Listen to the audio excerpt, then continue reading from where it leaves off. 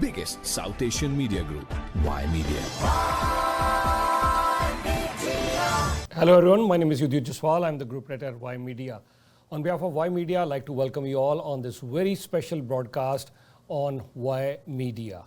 Ymedia Main Street Poll Survey. The analysis on what we're doing is this report is based on the results of the survey conducted on Saturday, February 3rd to Sunday, and February 4th, 2024.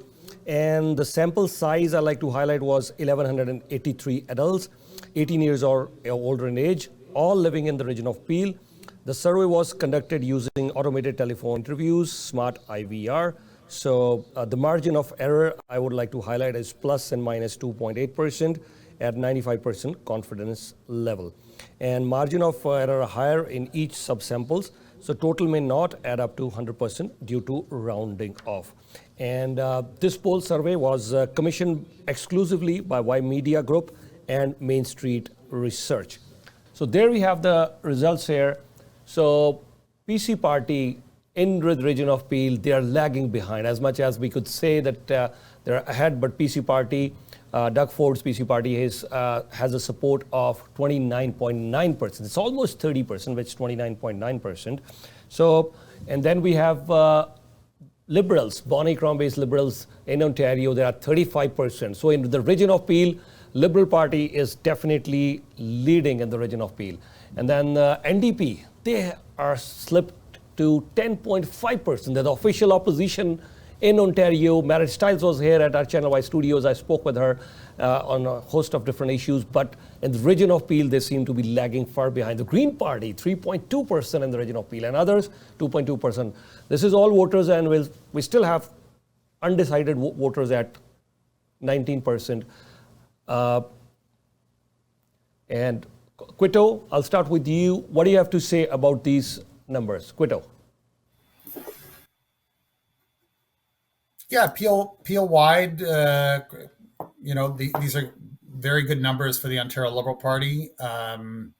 Obviously, when you look at some of the crosstabs, you understand that, the Crombie brand is very, very popular in Mississauga. The lead there is much more substantial.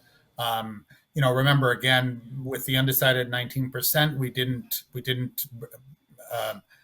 do decided and leaning, but this turns into about 40% for Crombie across Peel. That's a very good number. Like I said, sweeping what I had expected really is sweeping Mississauga, and then competitive in a handful of seats in Brampton and a few others that are close races. So provincially, at least, it looks like Bonnie Crombie certainly has an impact on the vote intents. We knew this.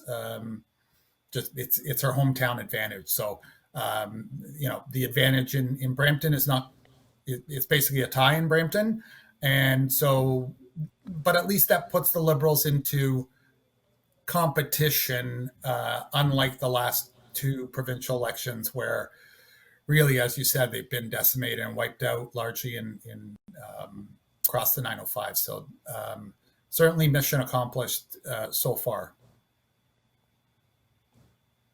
Okay, and Kimberly, are you surprised Conservatives lead as far as Ontario is concerned, but here in the region of the Peel, this is a Bonnie effect, you think, or the Liberals, you think, were already ahead in the region of Peel? What do you say? I think Keto makes a good point. We just came off a leadership race where Bonnie was, all over the media and very recognizable. But it is her home turf, Mississauga. I would expect her to lead in Mississauga, certainly. I think that's going to be a tough city. All of those ridings are going to be a tough city for the PC government to do well in the upcoming election. And it'll be interesting to see with, as time goes on and the Liberals are doing, they're campaigning and they're getting out there, to see whether or not that number moves at all in the Peel region, given the popularity of her just coming off the leadership race. So, I think Keto makes a good point around the timing. And again, it'll be interesting to see what happens and whether that moves. And, with the margin of error as well, part of me wonders if those races aren't pretty close between those two. All right, so once again, these numbers are here for you on full screen. Before we start getting into the discussion as far as riding-wise is concerned, so have a look at these numbers once again. These are the numbers for the region of Peel. Once again, we like to remind you, there are still 19.1% voters undecided. So out of all the voters, we have 29.9 as far as the region of Peel is concerned for the Premier Ford's party, Conservative Party, then Bonnie Crombie's Liberals at 35, NDP at 10.5 in the region of Peel, 3.2% for the Greens and others 2.2%. I still remember when Premier Ford was here last time as well, and he mentioned that it's going to be 5-0 in Brampton. So, and once again, we saw this. Brampton did turn blue in these last elections. It was because I asked Premier Ford when he came here after winning his first term, and when he came to our studios, I said everywhere it's blue in most of Ontario, but you're losing in Brampton. Brampton, 3 seats for NDP. It was 2 in 2018 for the PCs. I said you're in minority in Brampton. So Premier Ford here in our studio said it's going to be 5-0 next time, I'm telling you. And yes, it was 5-0, all clean sweep for the PCs. But that was 2018, that was 2022, but here we are, it's 2024 now. And we get to get the details as far as the riding-wise is concerned. But we clearly see the numbers, if I may show that once again on full screen. We clearly see that the PC party is trailing here. Could you, if I may ask you, do you think the Green Belt has anything to do with this thing? Because the Green Belt scandal, I mean, it did definitely hit them because the cabinet ministers, they had to be moved out, shuffled out, and one of the cabinet ministers also had to leave the caucus. So the Green Belt issue, there are a host of other issues. So 5-0, a massive victory in 2022. But here we are, a few months later, the PCs are behind, once again back. So Green Belt or anything else? What do you say? Reason?